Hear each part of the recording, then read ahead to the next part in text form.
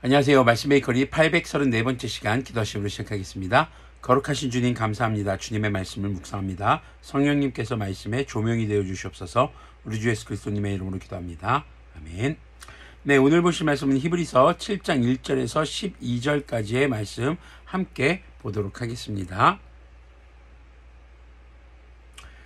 이 멜기세덱은 살렘 왕이요 지극히 높이신 하나님의 제사장이었습니다. 그는 아브라함이 여러 왕을 무찌르고 돌아올 때에 그를 만나서 축복해 주었습니다. 아브라함은 모든 것의 10분의 1을 그에게 나누어 주었습니다.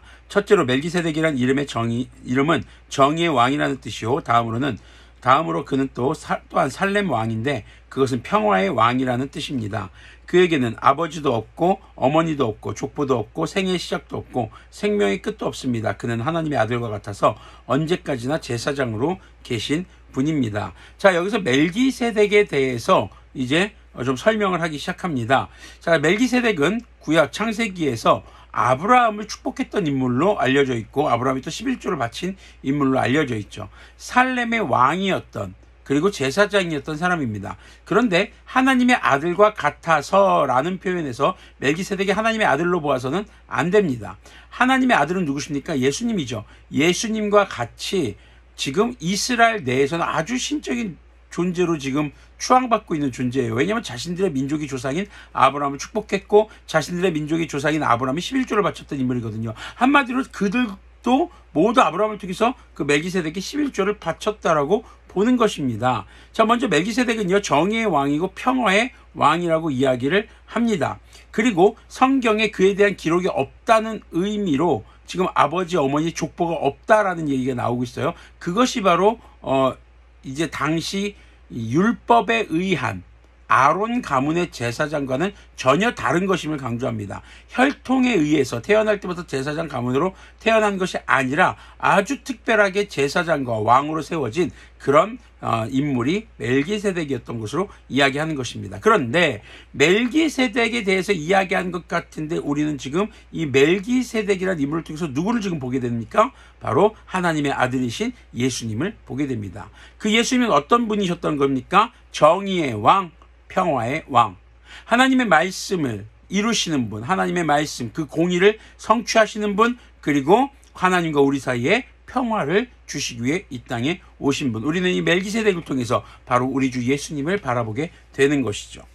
자, 4절 계속 보면요, 멜기세덱이 얼마나 위대한가를 생각해 보십시오. 족장인 아브라함까지도 가장 좋은 전리품의 10분의 1을 그에게 바쳤습니다. 레위 자손 가운데서 제사장 직분을 맡는 사람들은 자기네 동족인 이스라엘 백성에게서 비록 그 백성도 아브라함의 자손이지만 율법을 따라 10분의 1을 받아들이라는 명령을 받았습니다. 그러나 멜기세덱은 그들의 족보에 들지도 않았지만 아브라함에게서 10분의 1을 받았고 하나님의 약속을 받은 그 사람을 축복해 주었습니다. 두말할 것 없이 축복은 아랫사람이 윗사람에게 받는 법입니다. 한편에서는 죽을 수밖에 없는 사람들이 10분의 1을 받고 다른 한편에서는 살아계시다고 입증되시는 분이 그것을 받습니다. 말하자면 10분의 1을 받는 레위까지도 아브라함을 통해서 10분의 1을 바친 셈이 됩니다. 멜기세덱이 아브라함을 만났을 때에 레위는 아직 자기 조상 아브라함의 허리 속에 있었으니 말입니다. 자, 지금 여기 본문에서 얘기하는 것은 멜기세덱이 레위기적 제사장보다 훨씬 더 우월한 존재다라는 것을 이야기합니다. 그 증거로 이제 아브라함에게서 11조를 받았다라는 것, 아브라함에게 축복했다라는 것. 자, 그런데 멜기세덱은 지금 이 율법의 구속을 받지 않는 제사장입니다. 그런데 지금 이 히브리서 청중들, 설교를 듣는 청중들은 어떤 유혹에 계속 시달리고 있고 두려움에 빠져 있습니까? 유대교를 회개하라는 것입니다. 당시 로마의 탄압과 그리고 정말 극심한 탄압 속에 생명의 위협을 받고 있고 유대교로 돌아가야 한다. 그런데 그런 유대교의 회귀로의 권유와 그리고 유혹 속에 있는 자들에게 그 유대교로 돌아간다는 것이 얼마나 어리석은 것인가를 깨닫게 해주는 것이죠. 지금 유대교에서 강조하는 게 뭡니까? 아론의 후손들을 통한 제사장을 통해서 하나님께 예배하는 겁니다. 그런데 이런 제사장직이 과연 완전하냐 하는 것이죠. 그들은 멜기세덱보다 못한 존재, 그런데 멜기세덱과 같은 분, 멜기세덱과 같이 아론의 후손으로 제사장 오르신 분이 아니라 하나님의 아들로 오신 분, 바로 그분이 우리 주 예수님이라는 겁니다. 예수님을 믿는 기독교인들, 그리스도인들이 다시 유대교로 회개하는 것은 아주 어리석은 행동이라는 것이죠. 11절 12절 보면요, 그런데 이 레위 계통의 제사직과 관련하여 이스라엘 백성은 율법으로 지령을 받기는 하였습니다. 그러나 만일 그 제사직으로 완전한 것이 이루어질 수 있었다면 아론의 계통이 아닌 멜기세덱의 계통을 따른 제사장이 생겨날 필요가 어디에 있겠습니까? 제사직분에 변화가 생기면 율법에도 반드시 변화가 생기기 마련입니다.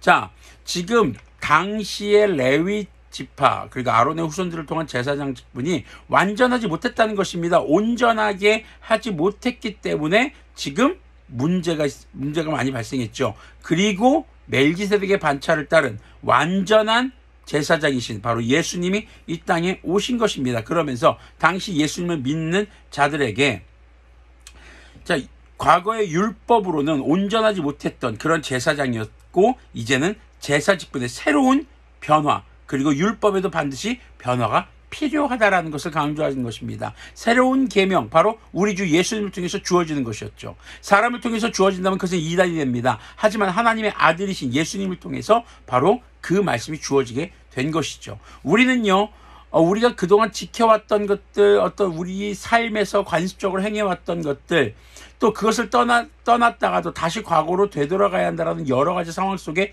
놓여 있을 수 있습니다. 여러 유혹 속에 있을 수 있는 것이죠. 그때 우리에게는요, 온전한 변화가 필요합니다. 무엇이 우리의 삶을 변화하게 할 것인가? 결국에는요, 성경 말씀입니다. 하나님의 말씀을 통해서 우리는 멜기세덱이 당시 레위 지파 율법에 의한 제사장보다 훨씬 더 우월한 존재라는 것을 지금 우리에게 가르쳐주고 있고, 그리고 멜기세덱이 사실 실제로 그런 인물이었다는 건 아닙니다. 당시 유대교에서 멜기세덱을 그렇게 족보도 없고 지금 뭐 어디 누구의 후손이다 이런 말도 없잖아요. 그러니까 레위 이 제사장들보다 훨씬 더 우월한 존재로 멜기세덱을 꼽고 있었고, 그런 유대교 안에서도 멜기세덱을 그렇게 중요한 존재로 여기는데, 그 멜기세덱보다 더 뛰어나신 분, 사실 멜기세덱이요, 예수님을 통해서 정의되고 있습니다. 원래는 모형을 통해서 원형을 바라보게 되는데, 원형이신 예수님을 통해서 과거 멜기세덱에 대한 설명들이 이루어지는 거죠. 이것은 어찌 보면 예수님을 설명하고 있는 이야기라는 것입니다. 그래서 우리는요, 말씀을 통해서 예수님을 만나게 되고, 그렇게 그 예수님을 통해서 우리는 변화를 추구하게 되는 것이죠. 불완전하고 그리고 두려웠던 삶에서 이제는 온전하고 평안한 삶으로의 변화가 이루어지게 되는 것입니다. 바로 말씀을 통해서 성육하신 예수님을 만나고, 그리고 우리를 올가매고 있었던 죄의 사슬에서 이제는 벗어나 평안함과 정의의 왕이신 예수님 앞에 나아가고 예수님과 동행하는 삶으로 우리의 삶이 거룩하게, 주님께서 거룩하시듯 우리도 거룩하게 변해가는 삶이 될 수 있다는 것을 기억하셨으면 좋겠습니다. 기도하겠습니다. 거룩하신 주님 감사합니다. 주님의 말씀을 묵상했습니다. 주님, 정말 예수님의 모형으로 성경에 기록되어 있었던 멜기세덱의 이야기를 다시 한번 조명해 보게 됩니다.